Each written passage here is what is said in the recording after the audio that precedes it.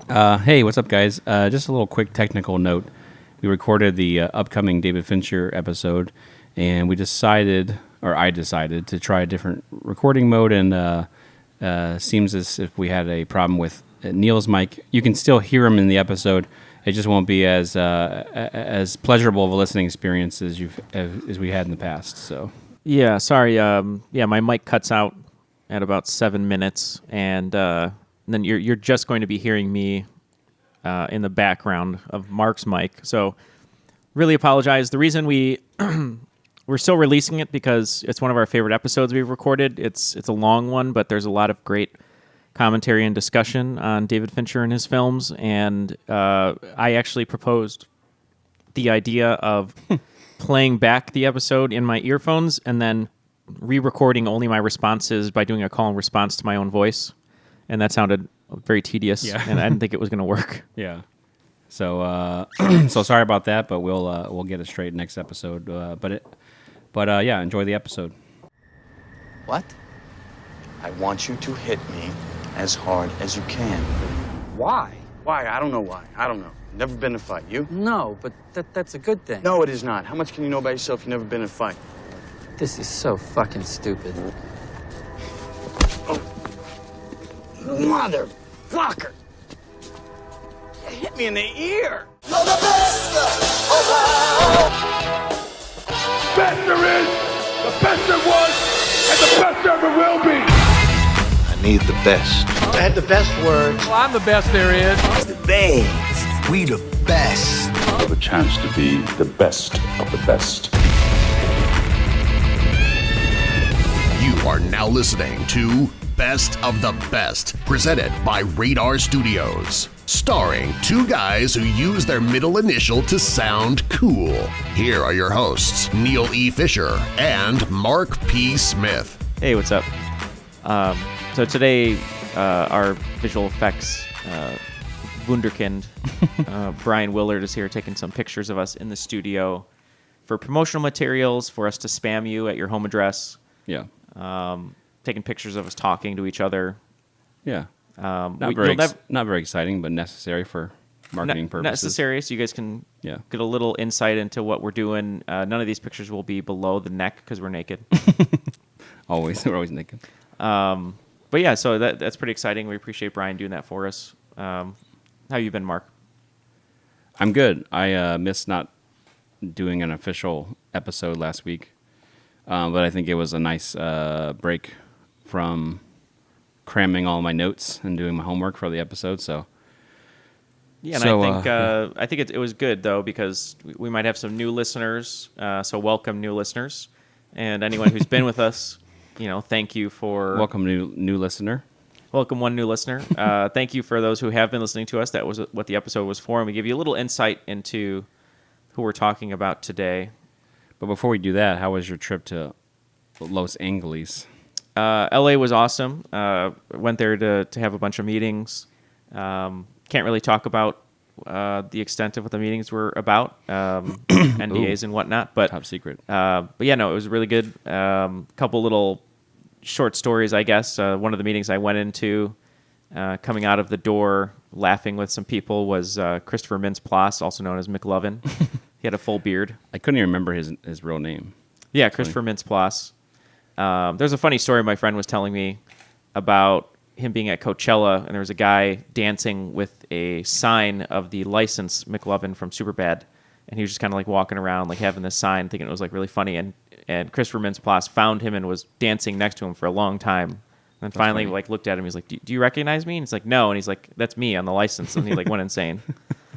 So that was pretty cool. I saw Todd Phillips on the sidewalk. A bunch of drunk women were like, "I love The Hangover. Oh my god!" And he was like, "Yeah, thanks, guys." And he like left. It's funny that they didn't recognize him. I mean, I know he makes cameos in his movies, but well, I'm a movie nerd though. Oh, you mean them? No, I know you would recognize him, but just like people in general. He's not like a right. Well, maybe it was an issue where he's like, "Hey, ladies, I'm Todd Phillips, director of The Hangover." He was just introducing himself to everyone I walk by. You might recognize my movies, the old school. You sent me pictures of Tony Scott's grave. That was kind of creepy, but also very interesting. Yeah, so a buddy of mine wanted to see Chris Cornell's grave, and because he's a huge Soundgarden fan. Did he try to exhume him? Chris Cornell? Your buddy, yeah. No, he tried to dig his way in to be there with him. But yeah, I was looking. He was just shoveling with like a really terrible shovel and just singing "Black Hole Sun" while crying. Yeah, that's what he was doing. And yeah, while we were looking at his grave, I saw this really pretty sculpture of a person climbing a mountain, and on the side were lists of films in order, and I was like Top Gun, Last Boy Scout, Man on Fire. Oh, I didn't realize that was written on there. It was hard to kind of read. Oh yeah, it was really cool though. Like they chiseled every movie that he had directed in order of release, which I thought was really cool. And yeah, it's actually kind of weird to be on a gravestone. It is. Yeah, it's like I mean, like for a fan, it's kind of interesting, but it seems like a.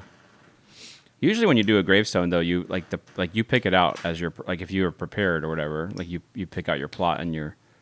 Right, so like, do you think that was his idea? Like, do you think it was his? Well, it was actually in a section called GSMD, which is the gravesite movie database. Sorry, that was a bad joke. So every gravesite has everyone's works on it, every tomb or every. Right. It just depends. Like if you go, every marker, I guess what they call it. Every marker, headstone. But yeah, so that was interesting. LA was fun. One thing, if you're in the LA area. And you're a movie buff, you obviously know who Danny Trejo is. And I was delighted to find Danny Trejo's Donuts and Coffee, which was really, really good. And he also has a taco place called Danny Trejo's Tacos, which are those regular size donuts, or are they the big ones? They're not Donut Vault donuts, right? They're like no, they're like normal size. But they had some vegan recipes. They had some really great concoctions like abuelita, horchata, margarita. They had one called nacho, which it tasted like nachos, but a donut at the same time. It was actually really good. And then the tacos were awesome. They were street tacos. The guy recommended a cauliflower taco. Did you get to see Danny Trejo? I didn't see Danny Trejo, but we asked one of the workers, we're like, does Danny Trejo actually come here and work and like be your boss? Or is he just sort of like a figurehead? And he's like, no, he comes a couple times a week just randomly. And he's like super nice, comes early in the morning usually. Loves tacos. And I was like, well, I guess. I mean, he has a Danny Trejo's taco stand. And he's like, yeah, he really loves tacos. He loves donuts. He loves donuts, loves coffee. And the last thing I'll say about it is there was a man outside who ushered my friend and I over and pointed at a newspaper of like a Nazi flag. And he was like pointing at it. And then, like he put like a finger to his throat. And we're like, what is he doing? And then he started writing out like this 3-sentence thing like, Nazis won't let me talk, blah, blah, blah. And he kept talking, and then all of a sudden, out of nowhere, he just starts laughing, and he goes, I told you they would let me talk. And then he started doing Tai Chi in the street. So definitely, and he actually works for Danny Trejo's Tacos. He's their hype man. What is the coffee scene like there? You're a coffee guy, so...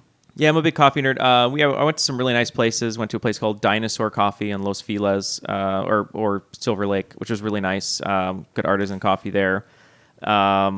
They have some cool shops opening up all around town. I went to a couple other places too that I'm blanking on the name. But yeah, it's an up and coming coffee scene. I think not as good as Chicago's, but it's getting there. I mean, there's some nice places there. So yeah, the first one though was Dinosaur Coffee I went to, which I seem to like a lot, and they had some good cold brew. Yeah, I wish we had the food truck scene like they do.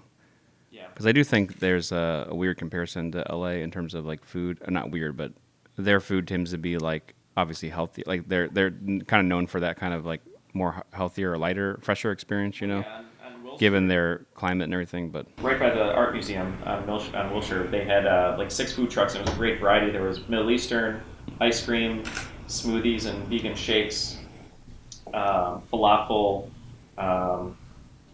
pulled pork. And like another thing, so it was like any person would be happy. Yeah, and that's why it was packed. Well, moving on. Yep. Sounds like I got a good trip to La La Land. More on that later, but yeah, very good meetings.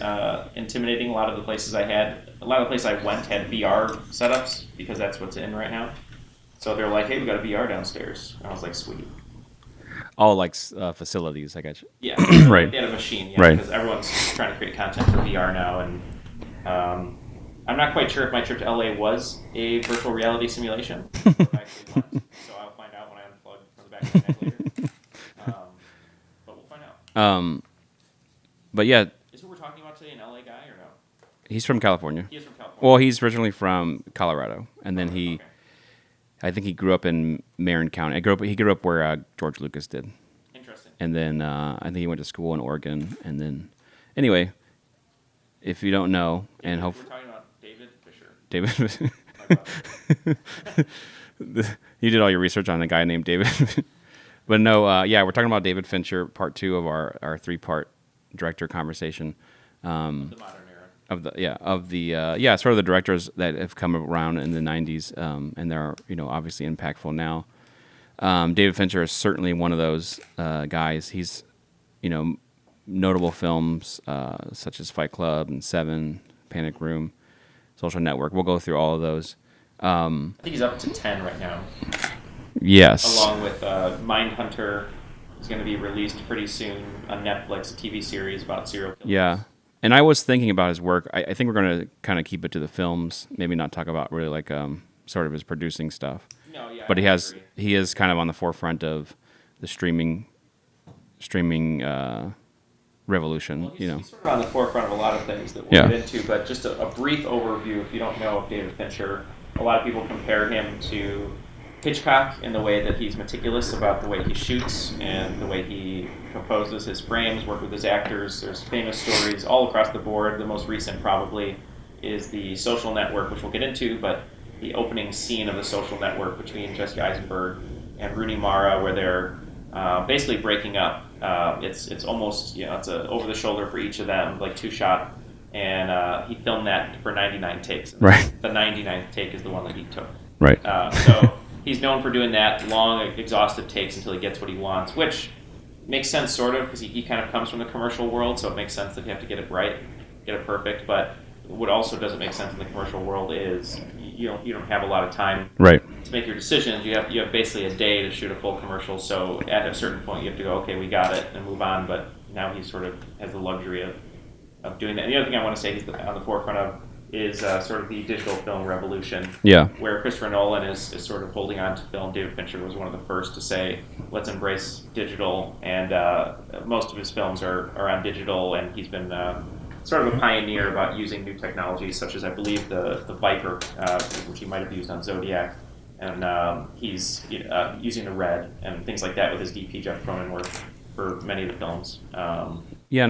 And like Hitchcock too, I think the subject matter of his films is sort of the more macabre, darker. Sort of the voyeuristic. Yeah, I think if there's one way to sum up almost all his films, it's really just the human fascination with, like your darkest impulses. It's like what kind of things you think about, just that no one knows. The sort of private thoughts or moments that kind of comes across in a lot of these films, and that's kind of carries through everything. Like underneath our skin, who we really are. Right. And all of these characters always get put in a position where you actually find out what they're made of and who they are.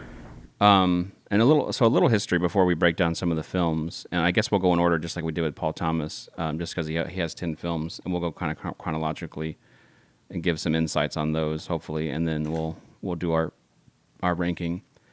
But as we were talking, Fincher, as Neal was describing, is always pushing the envelope in terms of like production process, and especially right now the digital revolution. He's very much known for invisible visual effects, as I would, or most people would term them, where you're watching something that is seemingly all in camera, but you have no idea that the whole background is fake, or they put a camera move on something that you didn't realize, or they put extra people for the background because they couldn't get that many people, or whatever it is. Or he spliced a couple takes together. He's kind of known for that, and I think where that stems from is he started off in visual effects at ILM in the 80s. Actually worked on Raiders of the Lost Ark, Indiana Jones and Temple of Doom, and Return of the Jedi. So I think he has more so than other directors, he has a profound appreciation for visual effects and how it can be manipulated, how it can probably be used wrongly. And I think in his case, it's almost always used to propel the story, and not like in a sort of fantastic or look at what we're doing kind of way. Well, as So appreciation, I think, like you said, the invisible effects. So many movies have effect shots that might not be necessary, but he's using them in ways that the audience normally doesn't notice, and it helps the story or helps right. The frame. I mean, I'm trying to think of a few examples off the top of my head right now, but one thing he does, which some people agree with, some don't, depending on film purists, but he does something where, and you can talk about this a little bit more, oftentimes he has 2, maybe 3 editors. Yeah. Because he shoots so much footage, and often, just take any basic scene, okay, where there's 2 people in the shot, or it's over the shoulder, it's a wide with 2 people in the shot. He'll do something where he keeps the camera still and he locks it down, and he'll shoot many, many, many takes. So let's say he shoots 50 takes. Ben Affleck is on 1 take. He loves take 25. Rosamund Pike is on the other take, and her best take was her first take. So it's first and then 25. He splices those together, so the audience doesn't know. Right. But he's so meticulous that he wants to get both of those takes. So he frames everything in a way, and his editors help him wipe in both takes, so seamlessly it looks like they perform those in the same moment when they didn't. Yeah, and I think that's one way he embraces the digital technology in terms of production and post. Because he wants to get it absolutely right, and that's why he does so many takes, and that's why he hires the craftsmen that he does, and to your point, the amount of editors, which is usually at least 2 plus. Yeah. I think sometimes it depends on the project, like a movie like A Girl with a Dragon Tattoo. There's a lot more action set pieces, so I think a lot of times they'll have an editor that he feels more comfortable cutting that stuff, and then he'll have an editor that he feels more comfortable cutting the nitty gritty sort of dialogue stuff. But yeah, I mean, we'll get into more of that too. I think after we were talking about Paul Thomas Anderson sort of being a product of independent filmmaking in the '90s, sort of explosion with Quentin Tarantino and Soderbergh and the likes. With Fincher, though, he is I think what's amazing about him too, on top of everything else, is he is a director that somehow.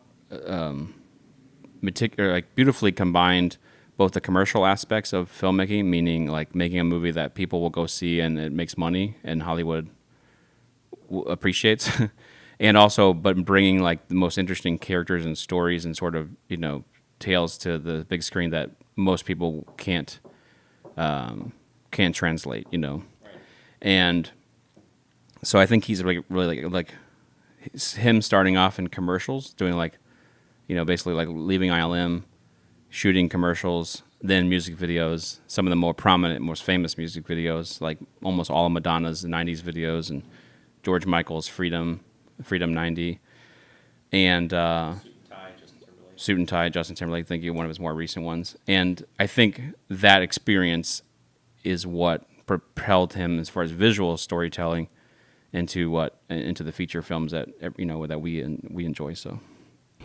Well, cool. Let's start with film number 1. Yeah. Film number 1, Beethoven's Third Symphony, or whatever.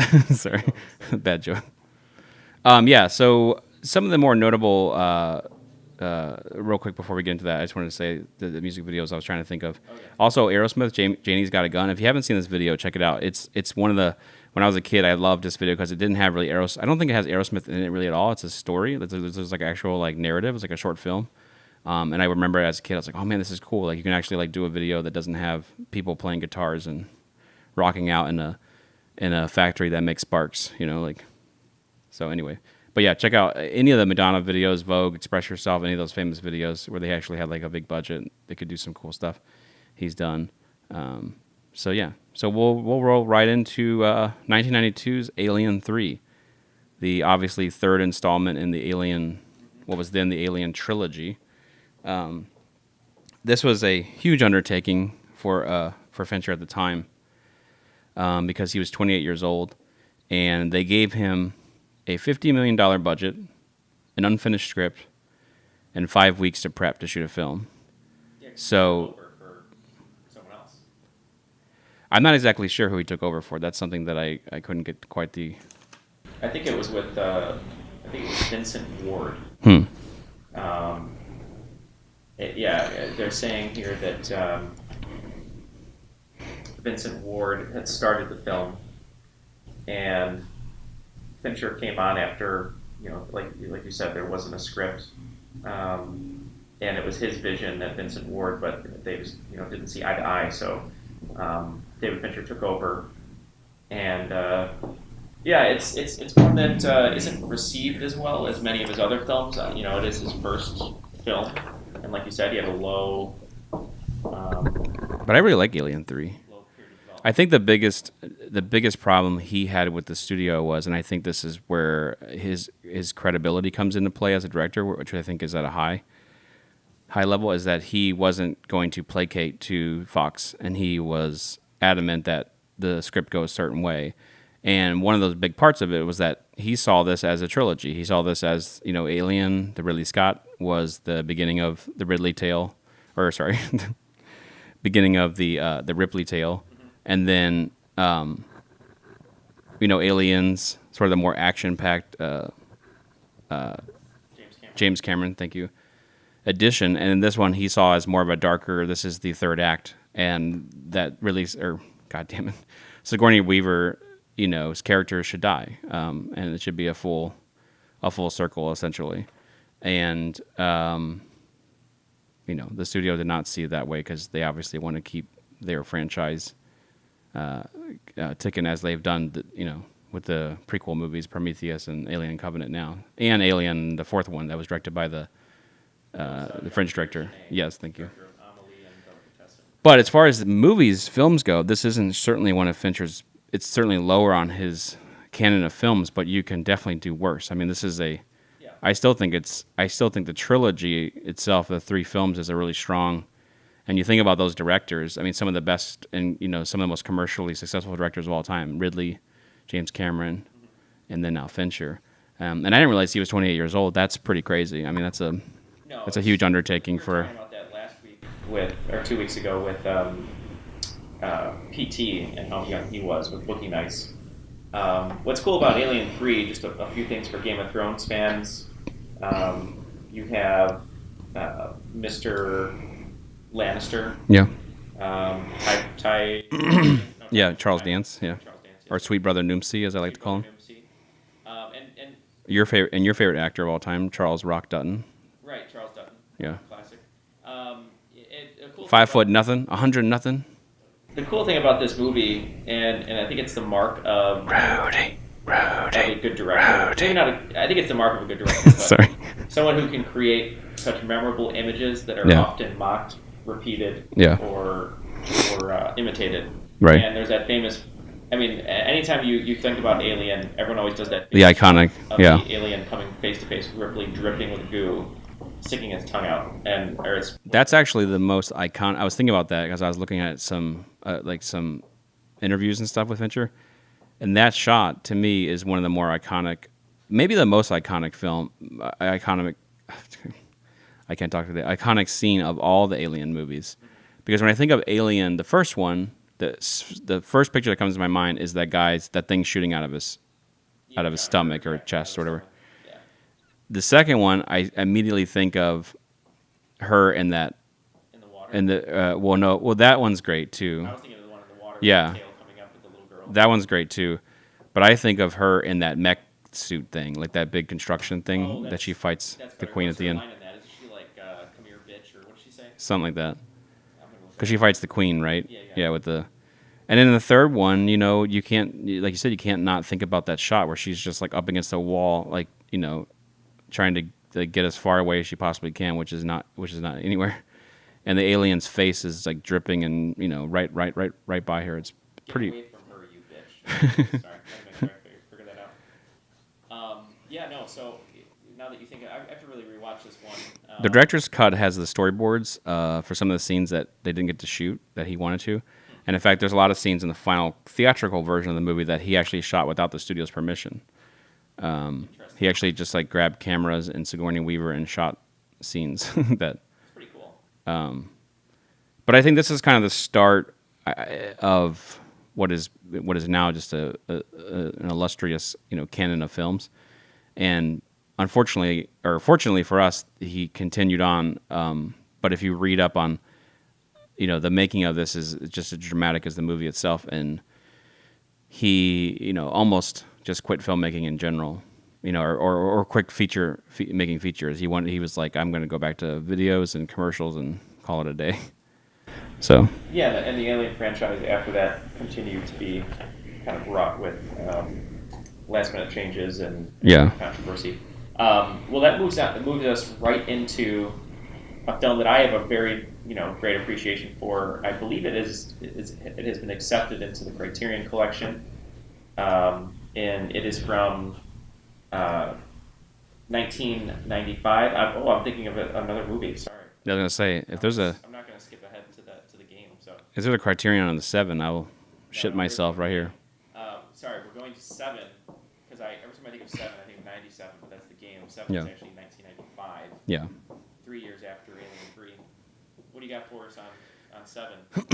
Well, What's in the box, so to speak? 7 to me, if Silence of the Lambs wasn't made, 7 is the most perfect serial killer movie of all time. Although I think Silence of the Lambs edges it just a slight bit. Sloth, wrath, greed, and there's going to be 2 more before he's done. This John Doe is not very John Doe has the upper hand. That's it. John Doe. On the upper I like how you're like, this John Doe has got the best of us now. I bet John Doe would say I can't say enough about this film. This might possibly be my favorite of his. I feel the casting of Brad Pitt and Morgan Freeman is such a perfect combination of youth and experience. Marriage together, which is perfect for that film because really what you have is 2 characters, one on the outs, waiting, who's been doing this job, has been seeing this macabre stuff for his whole career, and who's ready to get out, and whose actual name is Somerset, which alludes to his sort of parting sort of nature in the movie, like his on the way out to retirement kind of thing. And then you have Mills, played by Bradley Pitt, who is basically a rookie. Like he's been a cop. He's been, he's been on the beat as a detective, dealing with murders and stuff, but like in a small town somewhere. And this is his first time moving to what is seemingly New York City, although they're not really explicit about where they actually are. But the grisly nature of these murders and the mystery, the fact that the serial killer is using the 7 deadly sins as a way to justify the killings. Yeah, great. Such an interesting great plot with that. Yeah. Because then you know what's great about that is if everyone knows that there's 7 deadly sins, so immediately when the movie starts, you know how many he's going to try to get through. Yeah. And so you're kind of just waiting, like, man, what is he going to do with what's he going to do with this? So great plot device there. And the fact that you kind of see him midway through the movie, but you don't see him, is actually like quite infuriating as a viewer, but also adds to the whole allure of it, the mystique, the mystery, the chase. I'm not a big Gwyneth Paltrow fan, but I think she's great in this film, and I love this scene. I think one of David Fincher's most perfectly directed scenes is when her and Morgan Freeman have that conversation in the diner, and she reveals to him that she's pregnant, and Morgan Freeman has his character has a very realistic sort of, not dark, but he has a realistic understanding of the world because he's seen the worst in people. He's seen the worst of humanity, and she's like, how do I raise a child in a world like this? And Morgan Freeman, for one sliver of a second, gives her like this real ray of hope. He's basically like, you give that child all the love it can, and blah blah blah. And she has that moment where she starts to cry, and I think that's such a great moment because she's like feels like more comfortable. Like she's he's like a father figure almost to these people. So the thing is too, it's in contrast to Brad Pitt's partner, or Brad Pitt, to Brad Pitt. Because Brad Pitt, the whole movie is very, very closed off with Gwyneth Paltrow. They're married. They probably, they married young, and he is seeing all these things now, and I don't think he knows how to communicate as well as Morgan Freeman does, who's been around the block. And yeah. She, the one person she can open up to is Morgan Freeman. And he has a naivete too. I mean, he's like, he's very naive about everything. Yeah. He thinks he knows it all. He's the young, hotshot rookie. It's a classic, trope. It's basically the buddy cop trope inside of a very gritty, noirish detective story, and shot beautifully by Darius Kanji, who's one of our favorite DPs. Just the way that Fincher uses rain in this film is beautiful. The way it hits windows when they're... There's only one scene where it's not raining, and that's the end. Yep. Which is one of the most iconic, greatest endings of all time. Compared Fincher to Hitchcock, and if you haven't seen the film, spoilers. I'm assuming if you click on this, you've seen his films. But one of the things that he does brilliantly in this movie is comparing him to Hitchcock. Hitchcock gets a lot of credit for sort of inventing the Janet Leigh trope, which is you have a big star at the time, die early in the movie to the surprise of the audience. So then the audience themselves are thinking, man, anything can happen if Janet Leigh, beloved superstar, dies within a short period of time. So what Fincher does in Seven, which is super interesting, and also Andrew Kevin Walker, the writer, don't want to forget about him, but what they do is you have no idea who the killer is, and he's not credited in the opening credits. Right. And you're thinking, oh, it's just some like character actor art, and then it turns out to be Kevin Spacey. Yeah. It's awesome. And at the time, though, he hadn't exploded, but he definitely was like one of the better, or one of the more prominent, sort of notable guys. And maybe that would have made the movie not as great. Like if he would have ended up being, I don't know, he plays that part perfectly though, because he's so in control. That whole scene is beautiful when they are taking him to the location and they're just talking back and forth, and he's explaining why he did what he did. And Morgan Freeman's like actually like listening to him and giving him some respect. Like he's trying to at least get an understanding of why he's doing what he's doing. And Mills, Brad Pitt's character, is just like, you're a fucking nutcase, blah blah blah, and he hasn't, he's been too blinded to actually see what the reveal is, which is like something quite unnerving. And I'll leave it at that, because if you haven't seen it, then then you should watch it. Yeah, no, but great film. a couple of things I'd like to point out too, the style of this film, which I think is a big part of Fincher's. Obviously, it's a big part of it. Every notable director's approach to the visual storytelling. But in Fincher's case, he really exploited the bleach bypass look in this movie, which is what every kind of movie did after this in the 90s. And if you don't know what that is, it's essentially it's created more today with color correct and filters and actual digital technology. But at the time, they shot on film, and what they do is they develop the film.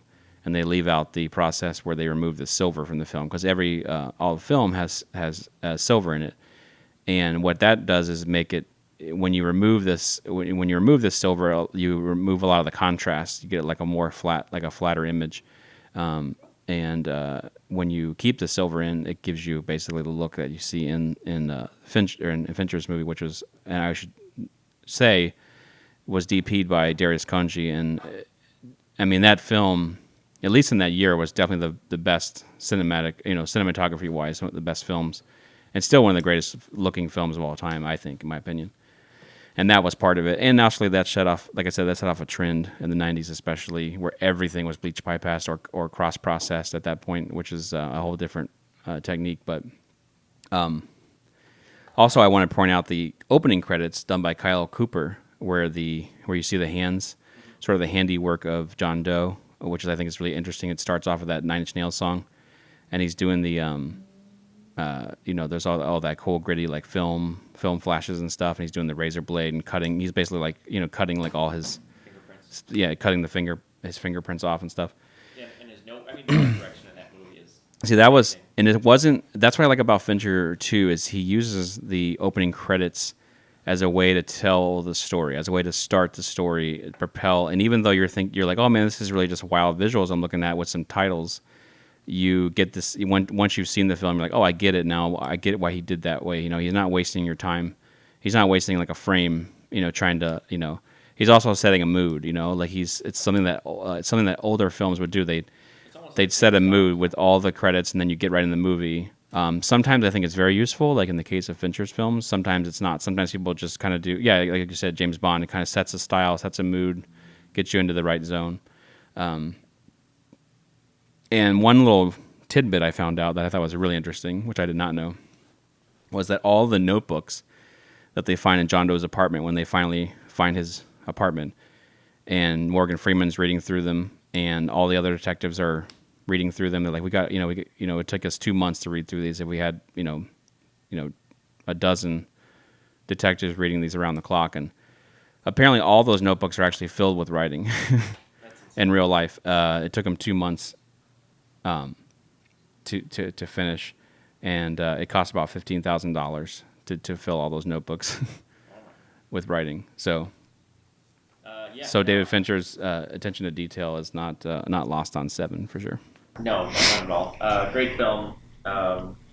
Always great. Always a great watch. Always entertaining and successful for Fincher. It grossed more than $100 million domestically and over $300 million internationally at the time, and that success led him to make The Game, which I was talking about before, which is now in Criterion Collection. One of my buddies, Ryan, is a huge Michael Douglas fan.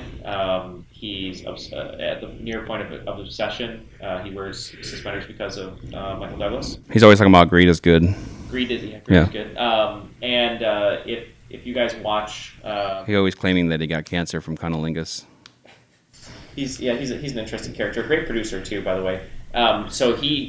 He produced One Flew Over the Cuckoo's Nest, which he won an Oscar for, which is amazing. Yep, and he got the producing bug from his dad, who also helped produce Spartacus.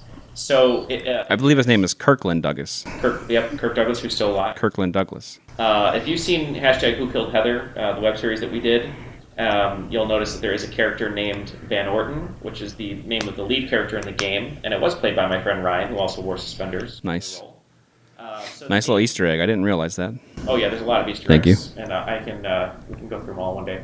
So The Game is so interesting to me, and I will say it is now more relevant than ever, I really think. This is at a time in 1997 when reality TV hasn't really kicked off, and the whole plot of this movie is basically, you could repitch this in Hollywood right now as a reality show, and it would get made. It probably has been made, and I'm just not thinking of it. Right. But the story is that it's in San Francisco. Michael Douglas plays this businessman who gets a gift from his younger brother, who's kind of an erratic, sort of, just not as clean cut and successful as Michael Douglas, and it's played by Sean Penn. And it's basically, it's a crazy set of circumstances that Michael Douglas goes through, and it's a game, and it's something that Sean Penn buys for him. It's an experience. But as an audience member, you're never really quite sure if it is a game or if it's real, and Fincher does such a great job of sort of weaving in and out of the fake and the real, so that the audience is always guessing, is this real? Is this fake? Is Michael Douglas in on it? Is Sean Penn acting? There's just so many different things you can think of. And the stakes are. The stakes are very, very. The stakes are high. I mean, so you at one point you're like, this can't be a game. This has to be some sort of, reality. And the reason it's a great movie too is when you watch it, I definitely watch it with friends, because when you're watching it, you're constantly asking yourself, I wonder what I would have done in that situation. Would I have done this? Would I have picked up the phone? Would I have driven this woman? Would I? It's just so interesting in a way where, as we talked about, David Fincher is obsessed with the perverse. He's obsessed with people's, deepest, darkest desires and wants and needs. And this is, it's an example of that. It's what does a normal man do under extreme circumstances, as Mark said, and it's really entertaining. I think it's very underrated. I think a lot of people bring up this one, they forget it's Fincher, but it has that great poster of Michael Douglas with the puzzle pieces for a face. But what about you? What are your memories of this one? Well, if I remember correctly, the cinematography in this, like all of his films, is beautiful. I think Harry Savides, who I think is now departed, or I'm not sure how you pronounce his last name. But I just love the muted. I think this is the film that really set in motion the style that David Fincher is now still capturing, in terms of the kind of muted, kind of tobacco-y, sometimes steely blue look. I mean, Seven is beautiful, but it definitely has a more contrast. It's definitely like different than what the game is, and I like that for that. If you look at his body of work, this kind of sets that, like I said, kind of smoky and kind of steely, very much like very blue in some scenes and green in some, very much, a lot of usage of the Kino flow or the, or the fluorescent lighting. And not to get, sort of too in the weeds in the style, but that's one of the things I take from this movie. I love the story. I love, again, I don't want to spoil the ending if you haven't seen this movie, because I can see how people haven't seen this one more than maybe some of the other ones we're talking about, just because it is a film that a lot of people forget that Fincher made. The Criterion version of this is great. But yeah, Michael Douglas, one of his standout roles. I mean, he's like in every scene in this movie. Great performance by James Rebhorn, who we just lost. Yeah. He's a famous character actor. You guys might not know who he is, but just look up his name, James Rebhorn, Rebhor. Is he the guy that runs the... He plays Jim Feingold in this movie. And I forget what he does in this, but... is he the guy that runs the program or whatever? Yes. That he, yeah. Yeah, he's really good. He does all the questions and stuff. And I interestingly read an article where David Fincher says that he shouldn't have directed the game, which I thought was really interesting. He said, in hindsight, my wife was right. We didn't figure out the third act, and it was my fault because I thought if you could just keep your foot on the throttle, it would be liberating and funny. I know what I like, and the one thing I definitely like is not knowing where a movie is going. These days, though, it's hard to get audiences to give themselves over. They want to see the whole movie in a 90-second trailer. Which is interesting, but it's funny coming from I would disagree with his notion, but the takeaway from this movie too is if you haven't seen it really is about a man who is basically following in his father's footsteps. You get these flashes of his father who killed himself by jumping off his roof of his mansion, and now we have a man who's taken up the mantle of the family business and who has all the pressures of what comes to that, and then a brother who is sort of kind of the black sheep, kind of loose cannon kind of guy who's seemingly a lot more free than Michael Douglas's character. Michael Douglas's character seems very much like shackled, even though he has all the physical and sort of financial rewards you could want in life and then some.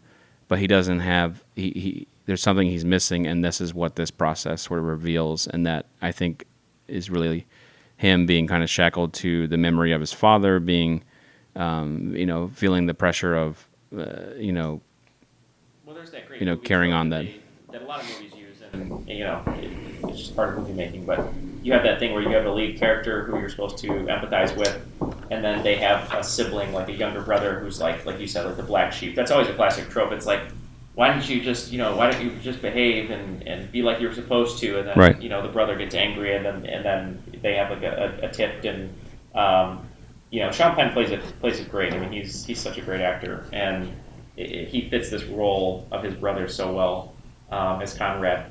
But yeah, and what's great about the game too, just on an end note here, is it's sort of the last David Fincher film of his initial era of his work in the 90s. So, excuse me, I'm sorry, one more film. It's the penultimate film of his 90s. Yeah, it just barely makes it in the 90s. Barely makes it in the 90s. So the next one you're referring to is. In a bad transition is Fight Club. What I meant to say is we're moving on to David Fincher's last film of his early era, which is Chuck Palahniuk's adaptation of the film. That was a heroin shot. This is certainly, again, a very notable film of Fincher's. A film that I would say transcends even his body of work and is more even in the zeitgeist of sort of pop culture.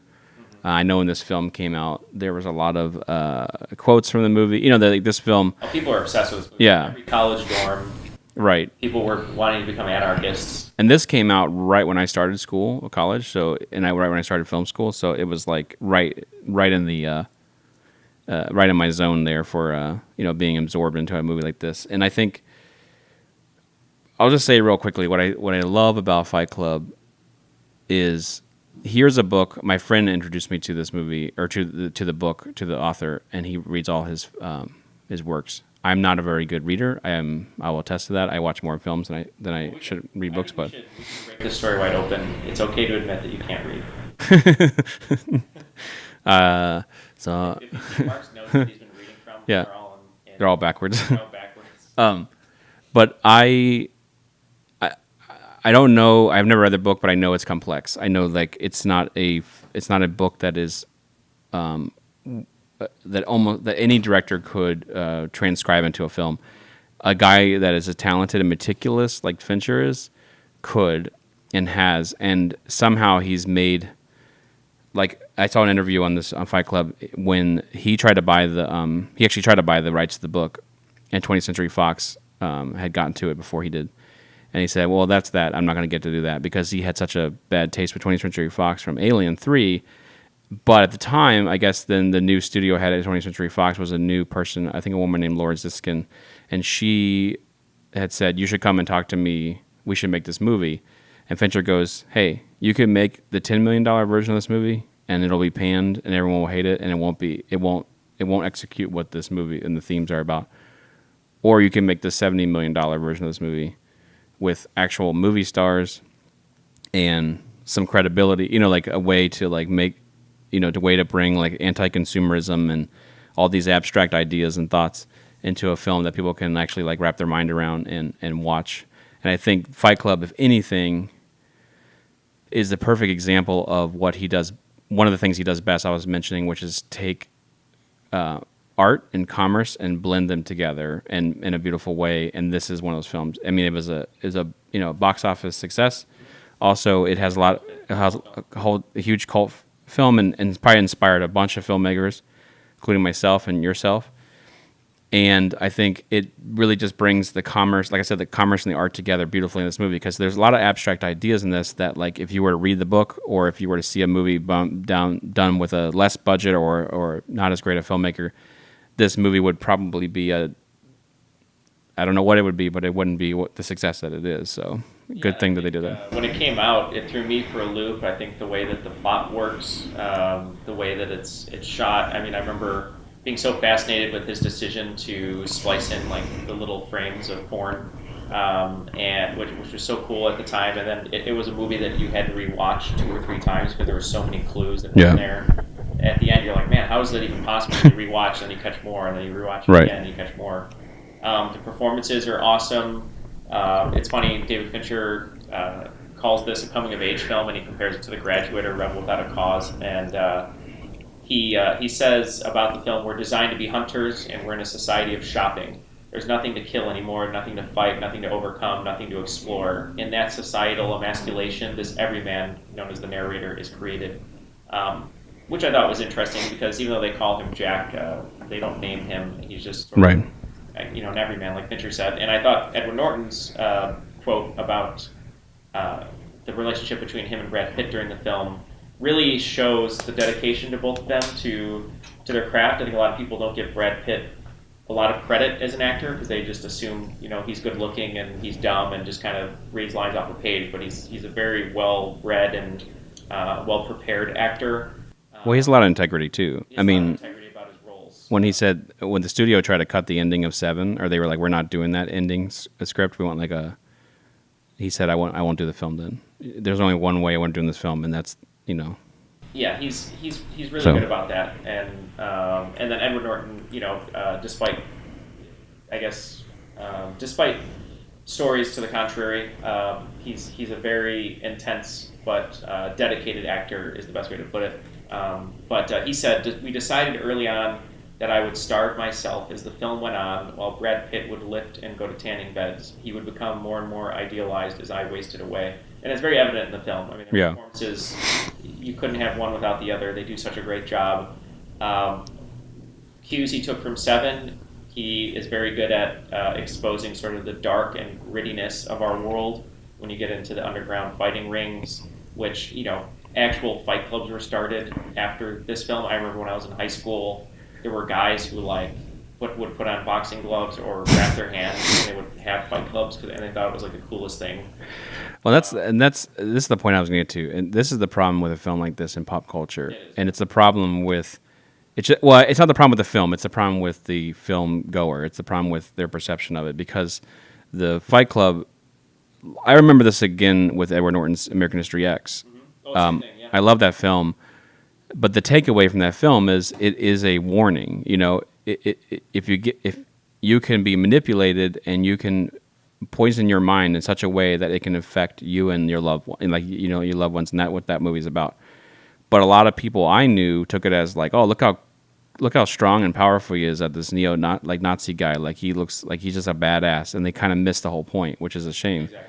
Fight Club is the same way, where people, like you said, like started these fight clubs and started doing dumb shit, even though they're missing the point, which is, to me, is Edward Norton's character is so bored and so just running through this like humdrum IKEA catalog life.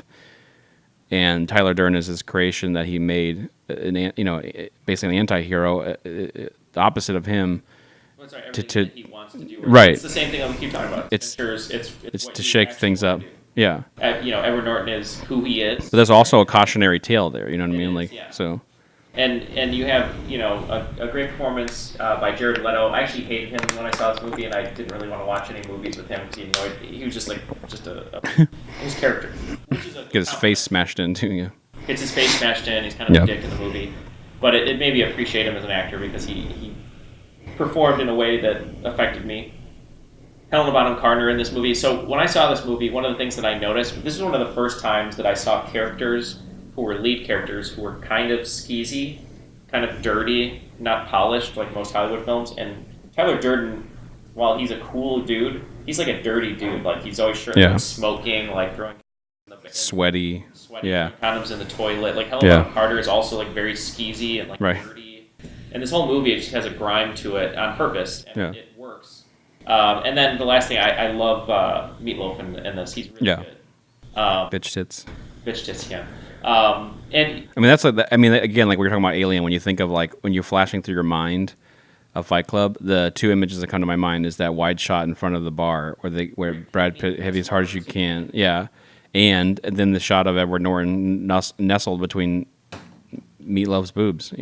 Those are the two shot things that like immediately come to my mind. So another great opening scene. It represents a brain's neural network where the thought processes are initiated. So David Fincher right there, kind of laying his cards on the table, but no one. If you notice, unknowing, and you just got to pay. That's why he's telling you a story in the opening, and if you're paying attention, you might get something out of it. And this is the first film, and maybe there's some stuff in the game that I don't realize, but this is like definitely like the first film where he's really exploiting, still shot on film, but exploiting the digital visual effects with the whole like camera traveling through the impossible small crevices and every time now. Yeah, where it's something that Michael Bay has done. Basically, having the camera go where no camera can go in order to further story or transition. Yeah. So I guess that we're ending the 90s there. So we have Alien 3, 7, The Game, and Fight Club. So pretty great run there in the 90s. So starting 2000s is a film we had talked about on our One Location Films episode, movies, which is Panic Room. And we talked a little bit about this already on the other episode, but maybe just to gloss over it since we've talked about it. Mark, what would you like to say?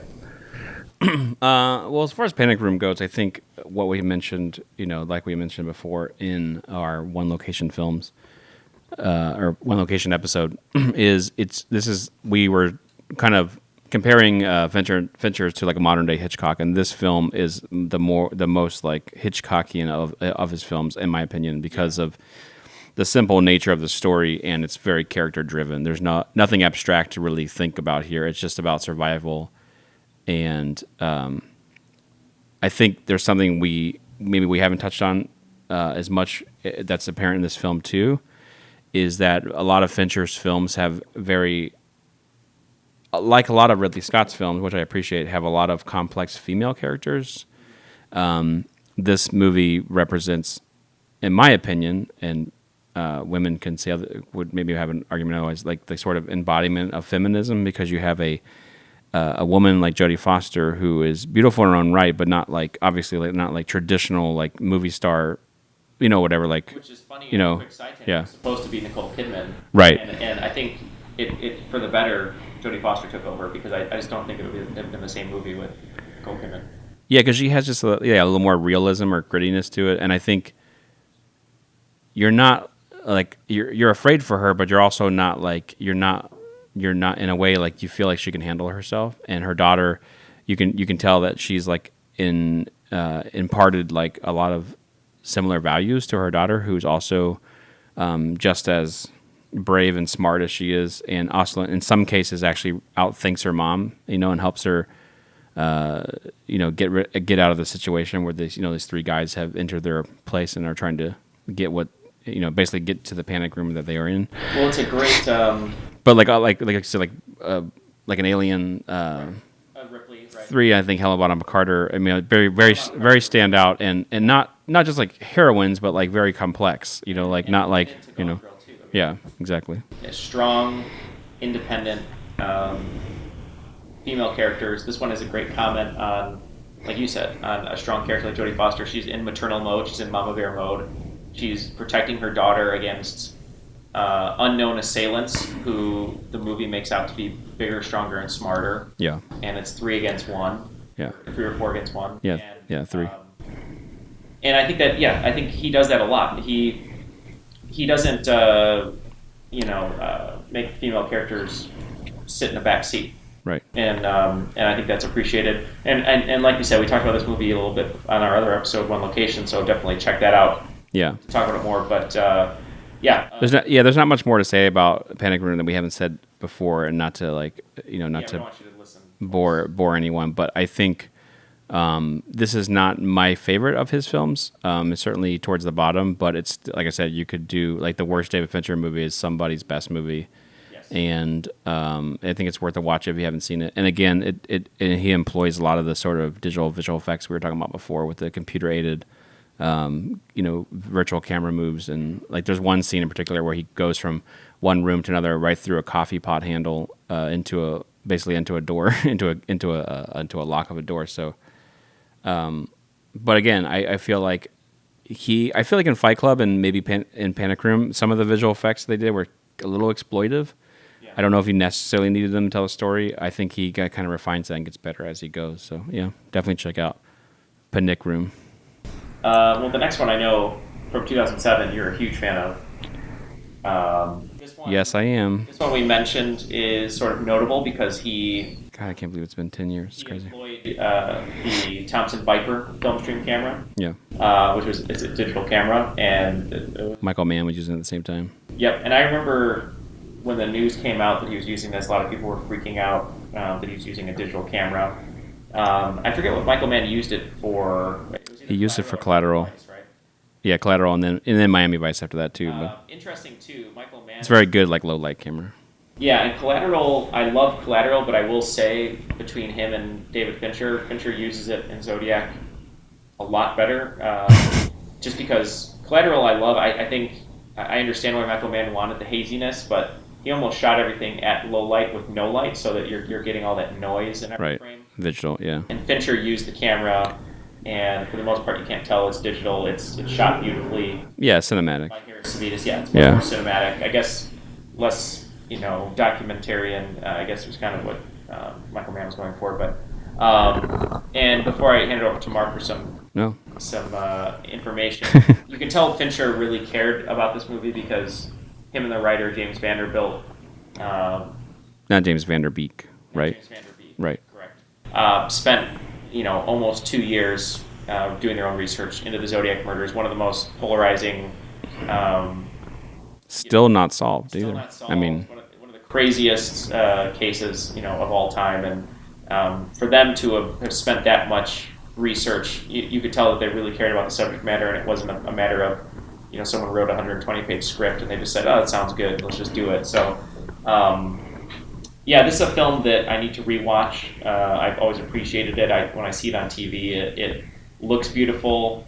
You have great performances by Mark Ruffalo, and I think this is really Jake Gyllenhaal's coming out party. Yeah, I would agree with I that. feel like once he did this movie, I mean, Donnie Darko put him in the conversation, but this movie, right, I think, cemented it as far as him. because he's one of our most appreciated actors now. If you don't appreciate him, I think you will once you kind of look at his body of work. I mean, with Nightcrawler and Brokeback Mountain and Nocturnal Animals, he was great in. He's just getting better and better. Prisoners. Yeah, and he's got good taste. He's got very good taste in what he picks, and he's great in this movie. And then, before a lot of the Iron Man nonsense and build up, Robert Downey Jr.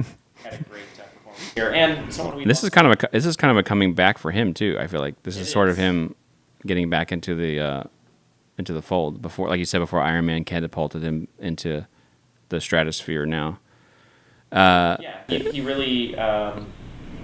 It is a really big comeback because the first post-rehab job that he got was lip-syncing, if you remember the Elton John video, I Want Love. That was in 2001. He was friends with Mel Gibson, so he was able to do The Singing Detective, which is a really weird movie. And his comeback, one of them was Kiss Kiss Bang Bang for Shane Black. Yeah.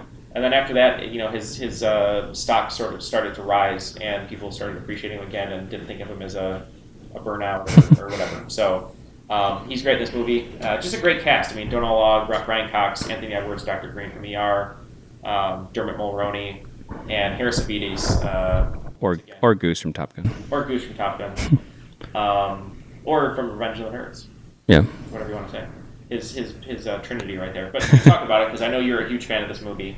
I was surprised when this movie came out because I was surprised knowing Fincher that he did another serial killer movie.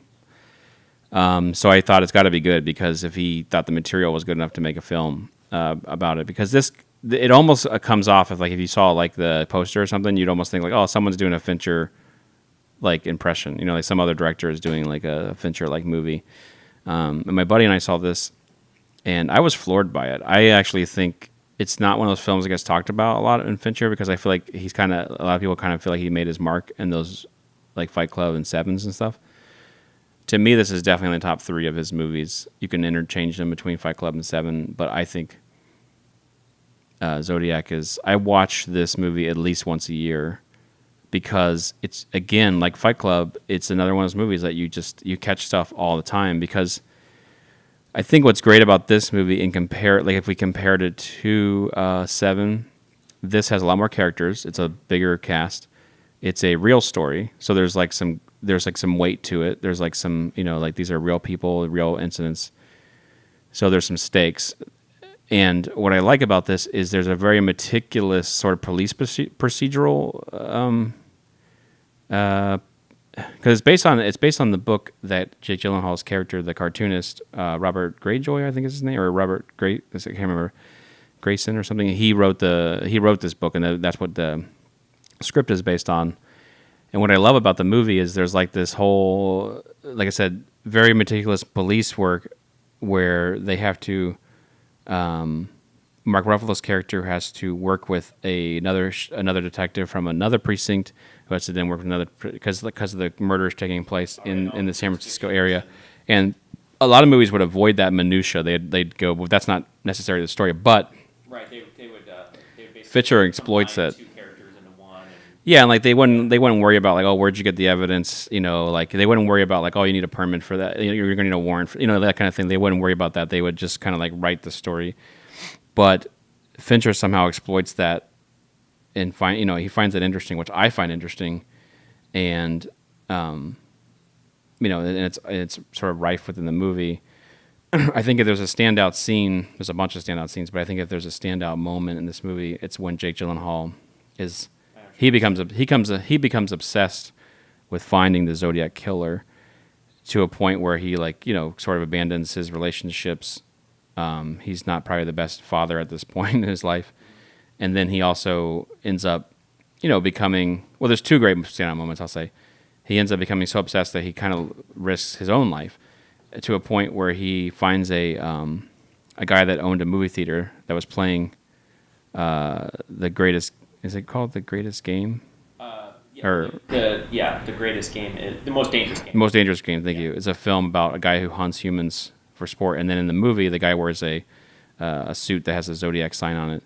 And so he kind of puts two and two together, and it's much more detailed than what I'm going to say, but basically he finds himself in the house of a man who owns or runs a theater and does hand painted posters, and he says, he's like, did you draw this poster with the zodiac guy, with the guy on the zodiac sign on it? He's trying to match the handwriting samples. Exactly, and he goes, yeah, I did all those posters or whatever. He's like, it's in my basement. And he goes, oh, most houses in California don't have basements, and he goes, well, mine does. And it's like the most like just like the cut, the edit, the way they edit that with the pause in between, and and then you're just like so afraid for Jake Gyllenhaal's life at that point. And then another great standout scene. If you haven't seen this movie, the movie's great, but there's a really great moment in my opinion. And again, that sometimes these quiet, like kind of sitting scenes where they're at a diner or talking, to me are some of the better moments for Fincher. And that would be when Mark Ruffalo is lead detective on the story. He's been dealing with this case for years and years and years, a decade plus, whatever.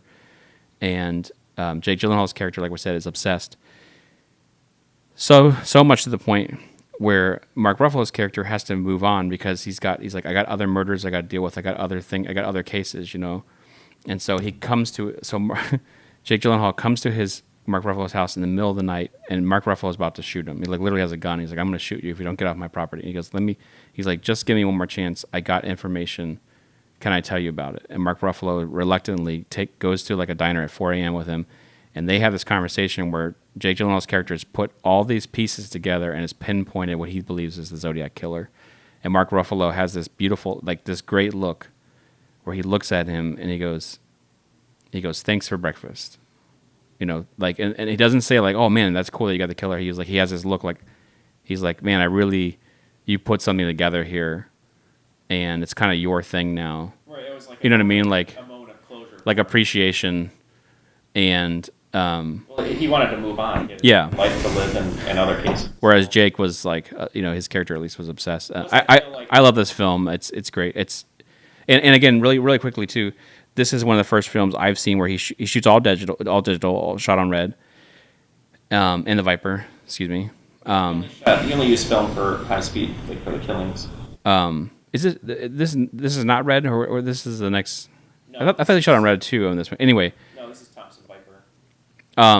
But there's a lot of scenes because of the period aspect of this, and it takes place in the late 60s, 70s, where they recreated like entire like exteriors all digitally, and you don't even know it. You watch the movie the first time, and you're like, oh, they just did a great production design, or that street looks old still.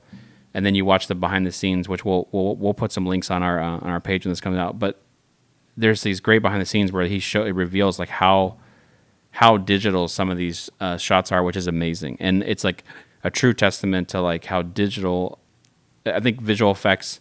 CGI gets a bad rap because it's kind of used poorly in a lot of stuff, and this is a really great example where it's used to propel the story without you getting caught up in it. So, yeah, and one last thing, there's an actor in here who I think is sort of like an unsung hero in a lot of projects, and people sort of overlook him, but he's always very convincing in any role he plays, and that's John Carroll Lynch.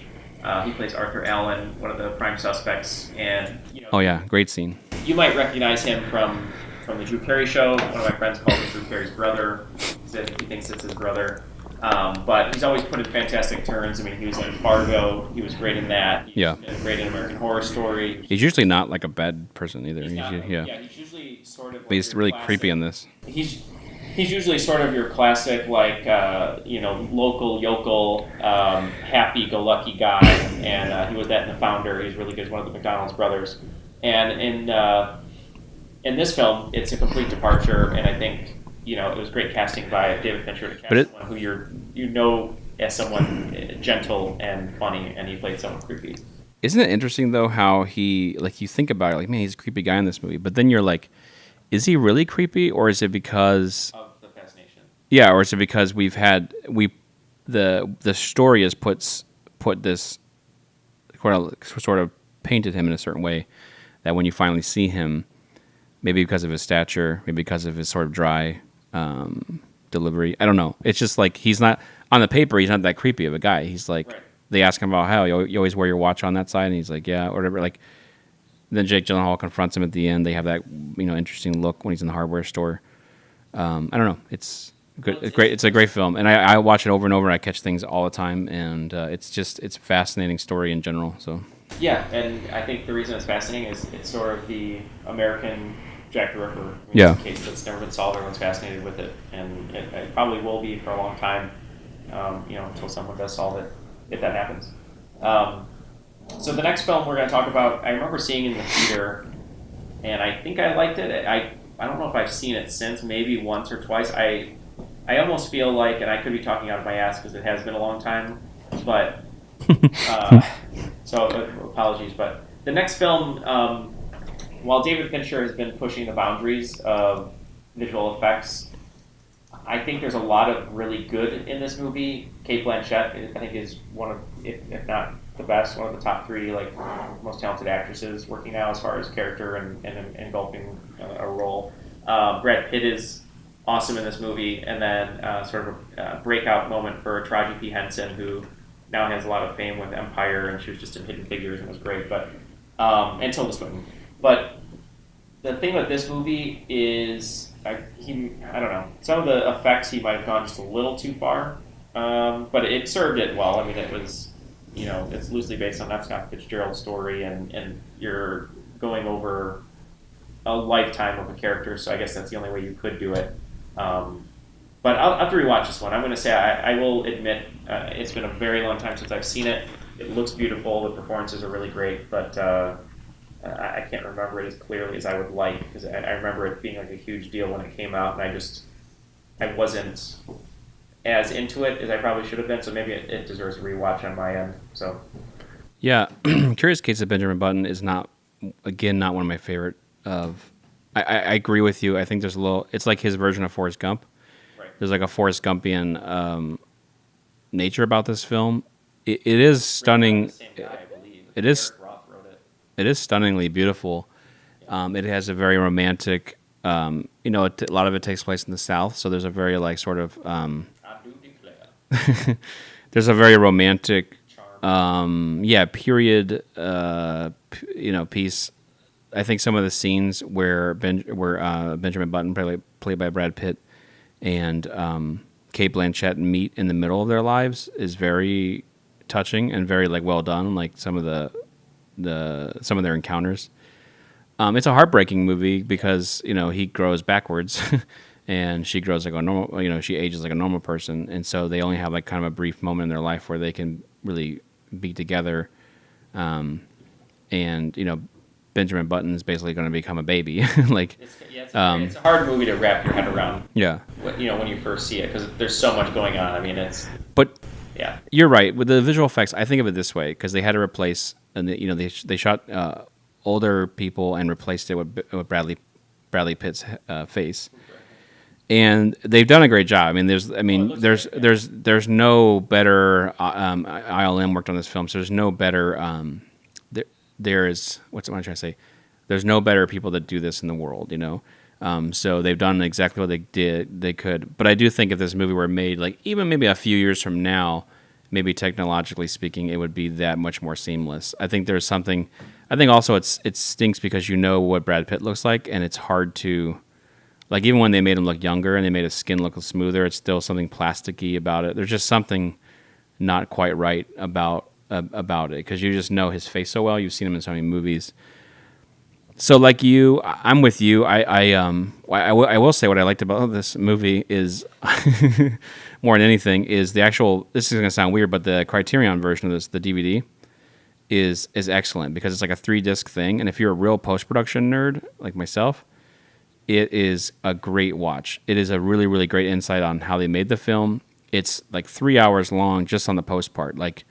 You watch, it's so meticulous. It'll show you how they do all the how the editors cut with the visual effects and how they basically hand tracked dots over the older actors' faces in those scenes, so David Fincher couldn't see, he didn't want to react to their facial expressions and stuff. And they basically show their whole process, how he would be filming and they'd be cutting and they'd be posting for approvals and he'd be looking at them on the computer. I mean, it's really kind of mundane in the weeds kind of stuff. But if you're a post nerd and you love workflow stuff, it's great for that. It's great for that reason. So it's a good watch if you want to know more about filmmaking stuff. And Brad Pitt is really great about picking epic films, like Legends of the Fall, River Runs Through It. This one, Meet Joe Black, which I'm a big fan of, but a lot of people hate. It's funny.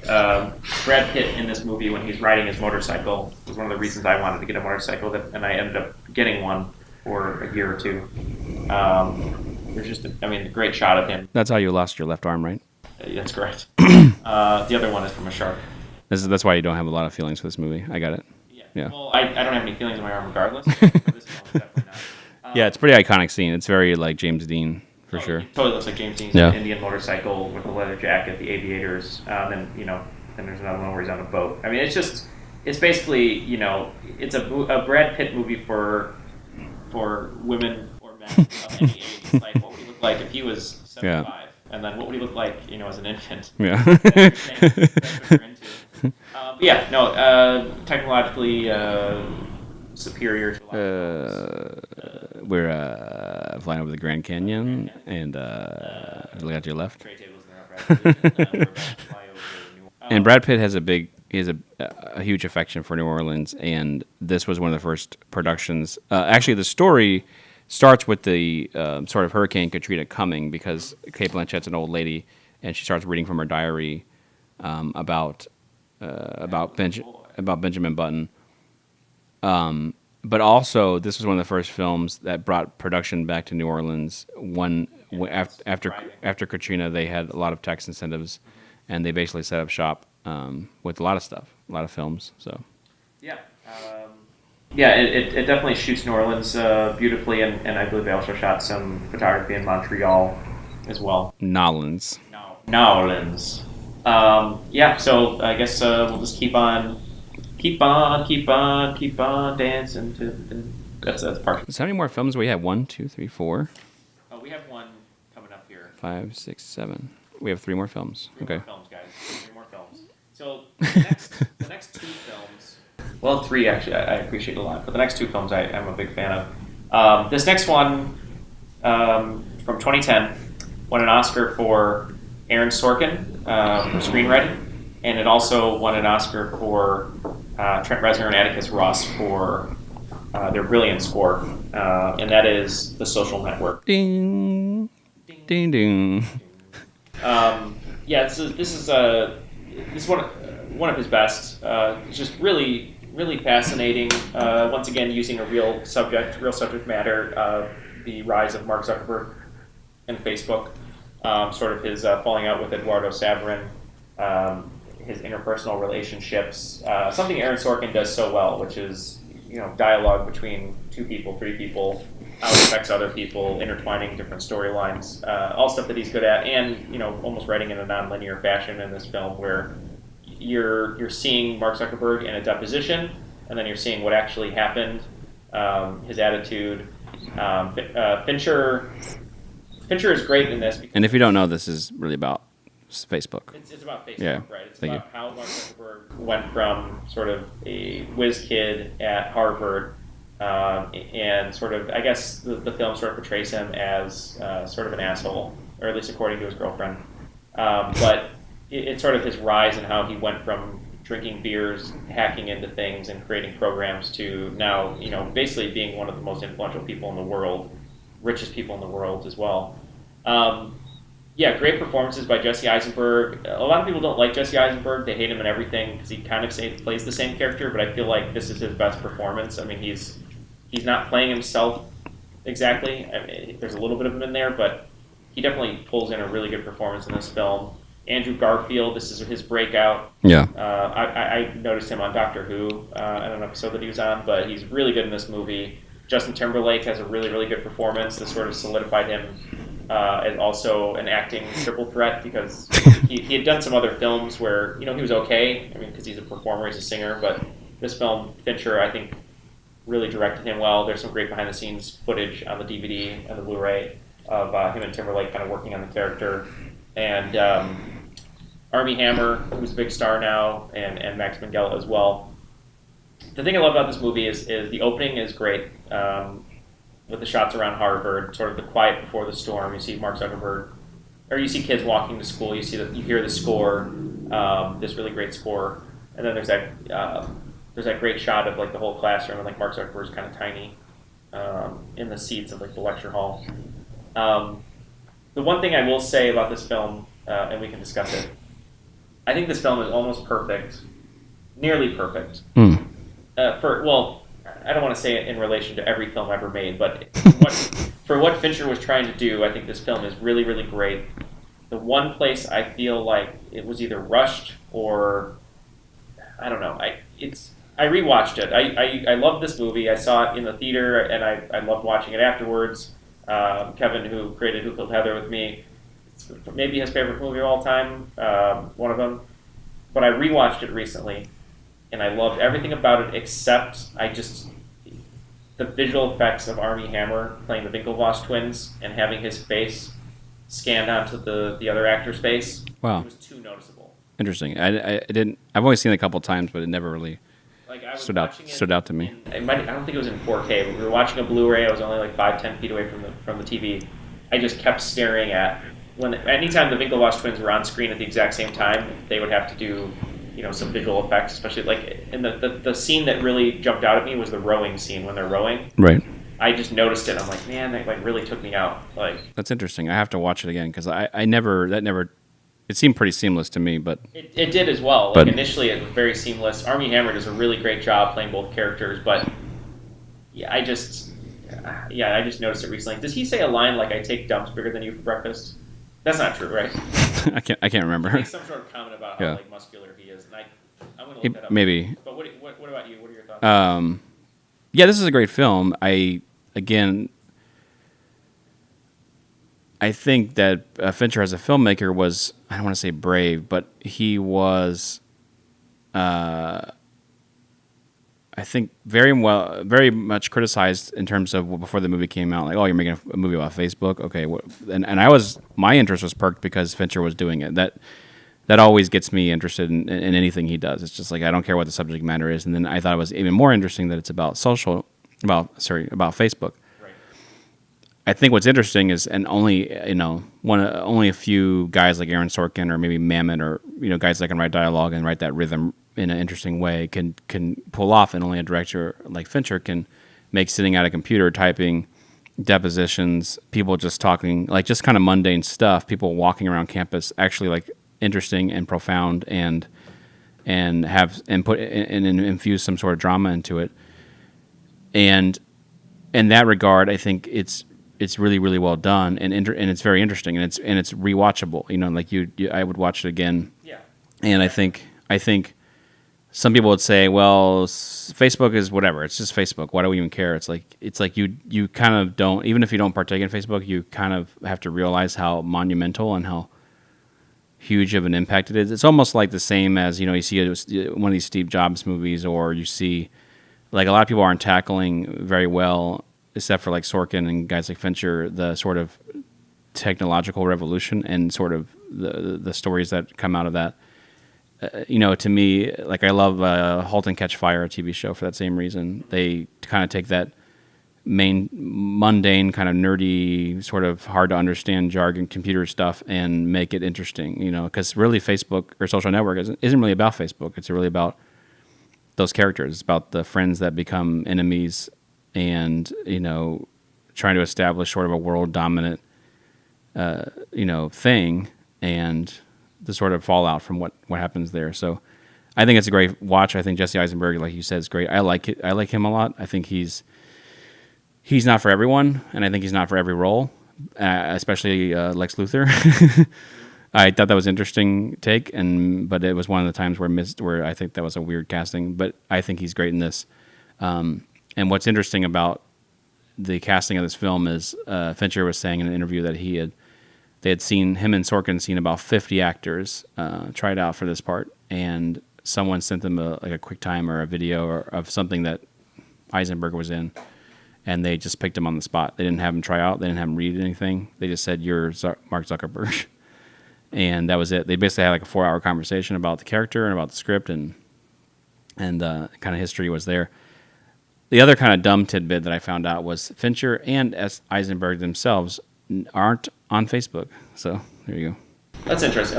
Eisenberg, he said he signed up for an account when he was doing the research for the movie because he wanted to understand, obviously, what he was going to be talking about. Yeah. But other than that, he said, I did it that one little period, and I switched it off or whatever. So. Yeah, I figured out the line because I was so wrong. So the line I was thinking of is the Winklevosses are talking to Max Minghella, and they're going, what, do you want to hire an IP lawyer and sue him? And then Minghella goes, no, I want to hire the Sopranos to beat the shit out of him with a hammer. We don't even have to do that. That's right. And then Armie Hammer goes, we can do that ourselves. I'm 6'5", 220, and there's two of me. Oh, yeah. So I was thinking of the line with Happy Gilmore. I eat shit like you for breakfast. You eat shit for breakfast. Yeah. That's what I was thinking. Also, Kanye West used that into one of his songs, too. He's that, you ate pieces of shit. What's the basis? Ain't going nowhere, but got Susan cases. Timberlake is so good as Sean Parker, who founded Napster, and once you see the pictures of them, he went back to his old ramen hairdo for that. Yeah, which you love. And what a great, I do love that. What a great intro to his character in this movie too. When another burgeoning star, I'm having a Dakota Johnson. Yeah.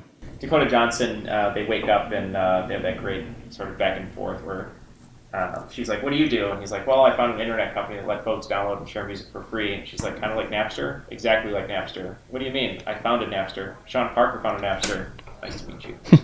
Crazy. All right, so the next film we are moving on to is one that I think I really loved this movie when I saw it. I think either on Christmas or the day before Christmas. It was cold out. The cinematography was great. It matched sort of the weather that we were dealing with. And that is The Girl with the Dragon Tattoo. I will get out of the way. I'm super bummed that they're not going to do a sequel to this. I think Rooney Mara is awesome in this role. I didn't really know much about her other than like a few roles. And I remember people went nuts when Fincher casted her. They're like, she was in the movie The Social Network for 3 minutes in the opening, and she can't play Elizabeth Sandler, and this is going to be terrible. And Daniel Craig is in the film. He's awesome. Christopher Plummer's awesome in the movie. Another great score by Trent Reznor and Atticus Ross. Mark and I are big fans of the trailer that uses an immigrant song by Led Zeppelin. Yeah. A remix of it with, I believe, Karen O from the... Great trailer, yeah. Great teaser, actually. And I will say this, I know it might be controversial, but I've seen the Swedish version, and it's very, very well done with Noomi Rapace, but I prefer this one. I think Fincher was the right director for this. His bread and butter is the perverse. This movie is about perversity. It's about darkness, and another killer movie. And it's sort of like, I guess this is like his killer trilogy. I mean, you have 7... Zodiac, and then The Girl with the Dragon Tattoo. Well, maybe one more, but yeah. So, huge fan of this movie. I love the way the clues are laid out. I love the flashbacks to the past that help further along the story with like sort of the lighter palette to the darker, dirtier version of Stockholm. And a great performance, as always, by Stellan Skarsgård. I'm a huge fan of this movie. I remember when I saw it, I loved it. I want to rewatch it again. It's one of those movies, like, I love Daniel Craig. I love seeing him in Cardigans. I bought a bunch of Cardigans after I saw this movie. Fincher's kind of forming my style. I love the way Daniel Craig uses his glasses. I thought he had just been doing James Bond, and I was like, I don't want a really cool, Michael Blomkist, because that's the... Everyone knocked Daniel Craig as well. They're like, you're going to have James Bond play this sort of schlubby journalist that he's supposed to be. He's too cool. But he turned the character into something that was really fun to watch. And there's just some really great performances in this. And it's definitely worth a watch. Yeah, I've only seen this movie one time, and I want to see it again. I was bummed to hear that they weren't going to continue the trilogy with Fincher.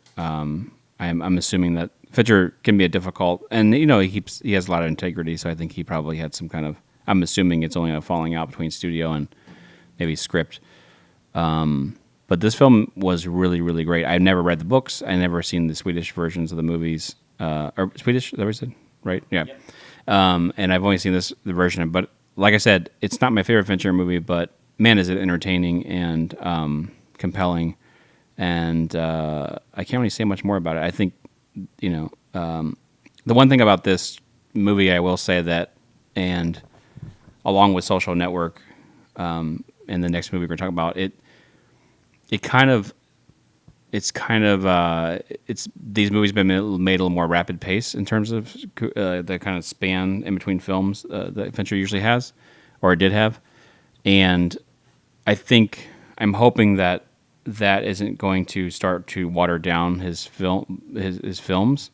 I know he's like rumored to be making this World War Z sequel, which is kind of interesting, but at the same time, I'm kind of like, I felt like a lot of the films he was making early on were obviously based on books or based on something, but they had like a mystique about them, like the film, like they weren't attached to something that was already so well known, like Girl with the Dragon Tattoo or Gone Girl that we'll talk about next, or World War Z, or Social Network being based on Facebook. I mean, that's a little different because, there wasn't like a story about it really.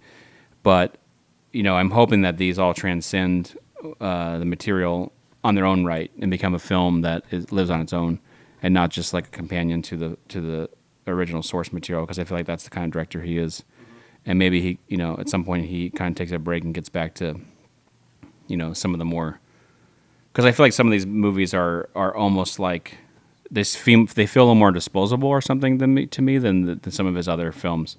And maybe that's just because we're in a digital age and everything's streaming and there's a million TV shows and whatever, and it's just part of the noise. But that's kind of my sort of weird feeling about some of his latest works.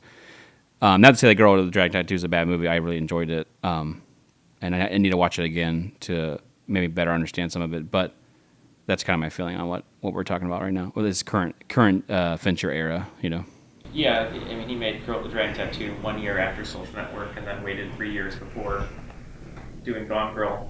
So the next film is Gone Girl 2014. It's based on the worldwide phenomenon by Gillian Flynn, who also scripted the movie, which was an interesting choice for Fincher. I think a lot of directors and studios don't let the writers of the novel ultimately write the full script. They might write a draft of it and then usually get rewritten or knocked out in a respectful way to let another writer take over, just because novelists are often too close to their own material. Maybe they don't have experience writing screenplays, whatever it may be. But Gillian Flynn scripted this with David Fincher. They were very close as far as what's going to happen in the film, based on in contrast to the book. I heard that the ending is a little bit different, which is interesting because the novelist wrote it. I just watched this movie a few weeks ago again. I have it. I was a big fan of it when I saw it. I think Ben Affleck puts in a really, really good performance, and so does Rosamund Pike. And once again, another extremely strong female character, depending if you agree with, or not with the stuff that she does in the film. So both of them really play off each other well. And then there's really great supporting performances in the film. Neil Patrick Harris plays a ex-boyfriend. Yeah, he's great. Of Amy, the lead character played by Rosamund Pike. Tyler Perry, who before I saw this movie, I just kind of I appreciated his empire that he built. I appreciated the swiftness with which his career rose, as far as how he built a studio in Atlanta, and he's very, very successful. I always kind of wrote him off just because I just sort of looked at him for Medea and the other characters, but he's he's perfect in the role of Tanner Bolt, who's Ben Affleck's attorney. He definitely brought that sort of Johnny Cochran flair. I'm the best lawyer in the world, the most popular lawyer in the world. I'm going to help you. And then the last thing I'll say is Carrie Coon plays Ben Affleck's twin sister, and she's blowing up right now. She was on The Leftovers, and she's going to be in the new Spielberg film, The Papers. And she's married to famous Chicago playwright Tracy Letts. Yeah, great performances. Another one where I hadn't read the book, so I didn't know what was going to happen. I saw it with some people that did, but I didn't read the book, so I was going into this movie clean, and it definitely threw me for a loop. What's great about it is, regardless if you've seen it, I won't give too many spoilers away, even though it's been sort of a phenomenon, but basically the film opens up. Ben Affleck is in a small town, does his normal routine. He goes, reads the paper, stands outside, looks down the street, and then goes to a bar he owns. And his wife, played by Rosamund Pike, is missing. And the police are investigating it, and basically for most of the movie, you're not sure if Ben Affleck killed his wife and is trying to get away with it, or if he's being accused or framed or whatever it is. And it's just done really well by Fincher, and I think it kind of wraps up nicely. And it's once again a commentary on image. So most of the film is talking about how the public perceives us, how other people perceive us, and then what we're really like behind closed doors. And it also is a huge commentary on the media and how quickly a case can get wrapped up in a media firestorm and influence people's perceptions of a case. They sort of do a big reference to Nancy Grace, played by Missy Pyle, who's always great. Right. Yeah, this is another movie of his that I've seen one time, and I thoroughly enjoyed that movie. I think, like you said, Neil Patrick Harris is one of the standout people in this movie for me. I like Ben Affleck. I think he's a serviceable actor. I would normally say I don't. I think he's a better director than he is an actor. I'll say that. I wasn't so excited about this movie because he was in it, but I feel like I understand why Fincher casted him.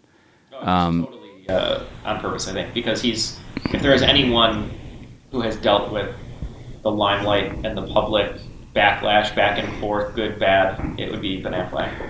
Yeah, I think that's one avenue of it, but I also think he has the kind of idyllic, kind of American, like bro-y kind of appeal, right. And I think it works in that in that character because you want to trust him, but you're not quite sure.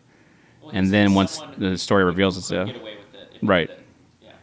And you're right. I think the most interesting part of this film is really the media circus, the sort of the police's perception of Affleck and their suspicion. Well, immediately, one of the detectives, there's two of them. Yeah.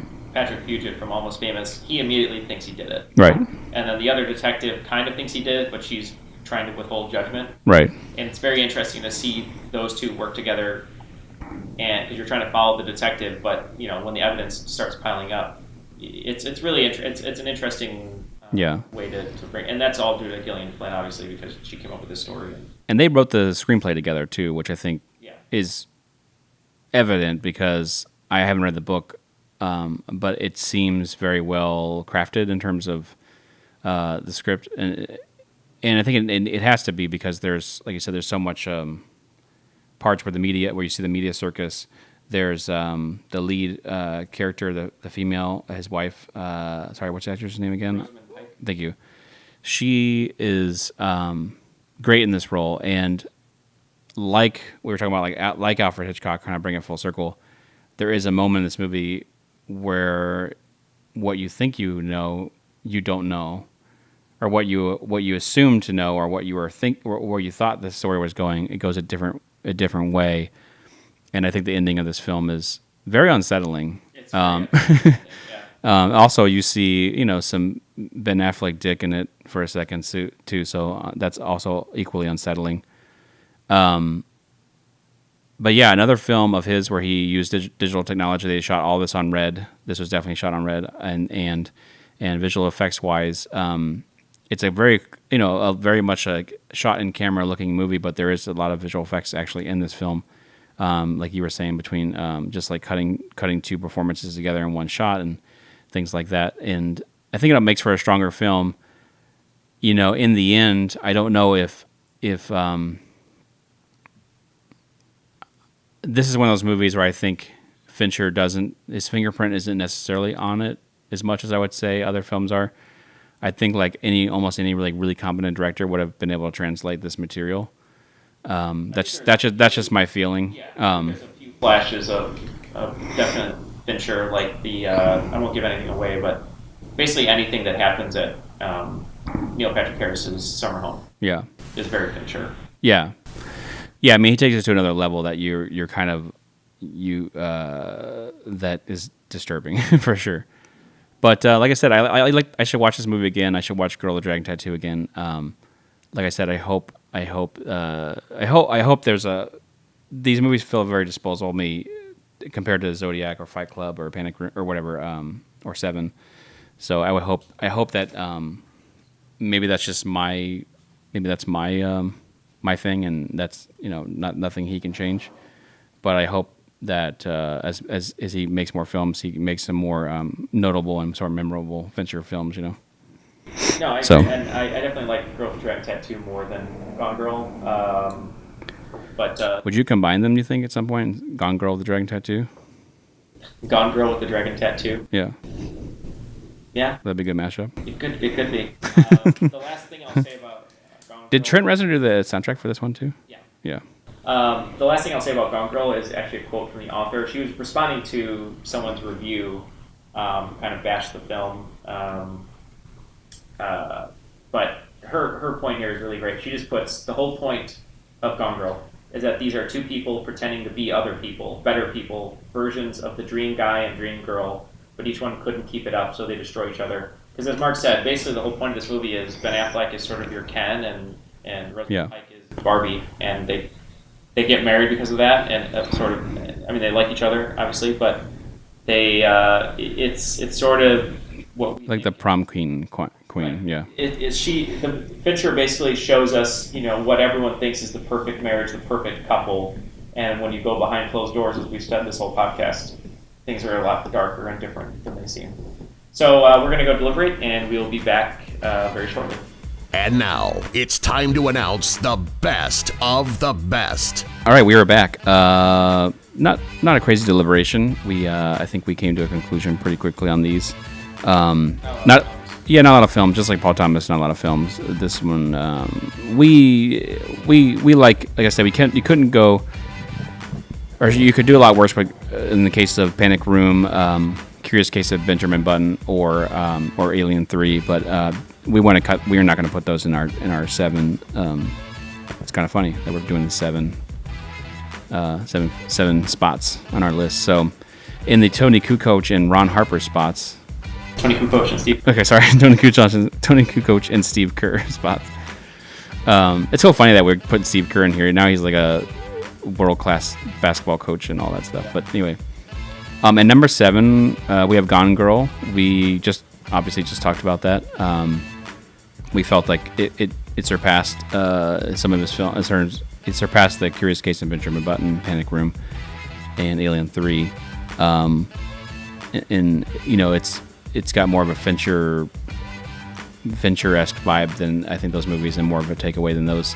And at number 6, we put Girl with the Dragon Tattoo, also one of his more notable recent films as well. Yeah, I wanted that in the top 5, but we deliberated and decided that it wouldn't be in the top 5. I enjoyed that one.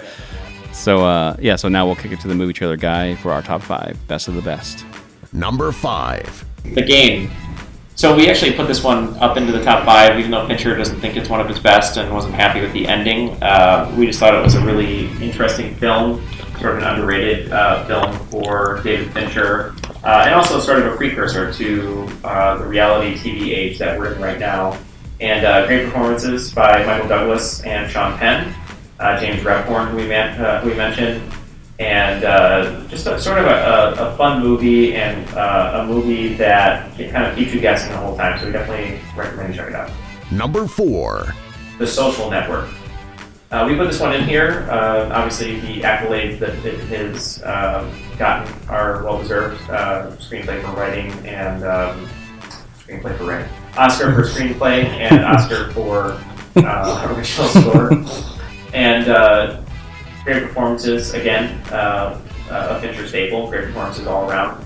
And then just a really interesting film, case study on the start of something that has changed the world. Whether you like it or not, Facebook has changed the world for better, for worse, in both different ways. And Fincher kind of captures this beautifully in a very, when this movie was announced, everyone said, how is a movie about Facebook going to be interesting? And it was interesting. Number 3. Fight Club. Definitely one of the most definitely one of Fincher's most iconic films. Made a huge impact in the zeitgeist in pop culture when it came out in 1999. Nothing really more can be said about this film. This actually is a film that is so abstract and has so many sort of deeper takeaways that this could be a whole podcast in itself, just talking about sort of scene by scene Fight Club. If you haven't seen Fight Club, definitely rush out to your latest TV and see it. Fight Club, number 3. Number 2. Zodiac, another one of Fincher's serial killer movies. Like I said, I was telling you guys before, this is a movie I watch at least once a year. There's something to be taken away from it every time I view it. And being that this is one of his, even though it's been made within 10 years, it's one of the more recent films of his. And I think it's, again, another great example of all of the attributes that we put on Fincher in his films, and how meticulous he is, how he uses visual effects to propel a story as opposed to getting in the way of it. And the casting is insane. All the characters are great in this movie, and it's so intriguing. The story itself outside of the film is intriguing, so it's a great addition to the Fincher canon. Number 2. At number 1, the best of the best is 7. This is, in our opinion, the penultimate example of Fincher's work. This is, you can't get any better than 7. I think this is probably one of the best films of the 90s period. Like I said, I view Silence of the Lambs as one of the most perfect films. And if that didn't exist, this would be the best sort of serial killer film, in my opinion, of all time. The portrayal of the senior cop and the rookie cop by Brad Pitt and Morgan Freeman is so great. That dynamic is so great. Like Neal said, it's kind of a buddy cop formula wrapped in sort of a more darker, macabre story. Kevin Spacey's turn as the serial killer is great. Brief but very memorable. The ending is one of the best sort of don't spoil it endings of all time.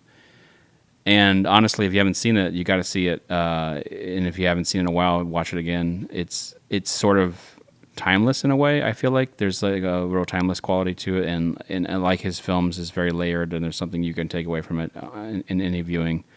So yeah, number 1, 7. Yeah, I think it's a great film. Like you said, the ending is pretty iconic. In this day and age of Twitter and social media, it probably would have been ruined. People get so upset about like Game of Thrones spoilers being ruined or other big TV shows, and this one would have been a big one that would have been hard to avoid online. Yeah. So, I think it's well deserved. Obviously, any of these movies we could talk about on an entire podcast. So he's definitely a filmmaker you should check out. One of our favorites, and really looking forward to what he does next. Kind of bummed that it's going to be a World War Z sequel. I wasn't a huge fan of that. But sort of interesting too, because it's Fincher. He has a cachet enough where you're like, okay. But I will say, I mean, if there was one guy who was written off before the movie comes out, as far as why is he doing a movie about Facebook? Why is he why is he casting this person? Why is he making a Gillian Flynn book? Yeah. Right. So I think he can definitely surprise us, and I look forward to seeing that. Yeah, that wraps up our conversation about David Fincher. Like I said, if you haven't seen any of his films, or if you haven't seen them in a long time, they're always worth a rewatch. I find it very enjoyable. We haven't quite figured out who we're going to be talking about next week, but we will wrap up our 3-part director's conversation with somebody in the same realm, and we should know by the end of the week. So just check our Facebook. Yeah, we'll post who we're gonna. So that will give you a little bit of time to watch some of the movies. And thanks for listening. Yeah, thanks guys. All right, bye. John Doe has the upper hand. Mills! Here he comes. What? I wish I could have lived like you did. Shut up. What the fuck are you talking about? Do you hear me, Detective? I'm trying to tell you how much I admire you. And your pretty wife. What? Tracy. I tried to play husband. I tried to taste the life of a simple man. Blow it away! It didn't work out. Put the gun down. I saw you with the box. What was in the box? You tell me. That's not true. That's not true. Become vengeance, David. Ah, she's all right. You tell me. Become wrath. Thanks for listening. If you think we've missed any of your favorites, message us on Twitter and Instagram using the handle @bestofbestpod and include your own top 5 by using the hashtag BOTB. We ask that you rate, review, and subscribe to Best of the Best on iTunes or your preferred podcast app. Have ideas for show topics, opinions, or just want to say hello? Send us an email to bestofthebestpod@gmail.com. Till next time, special thanks to Radar Studios and long live Don Hogue.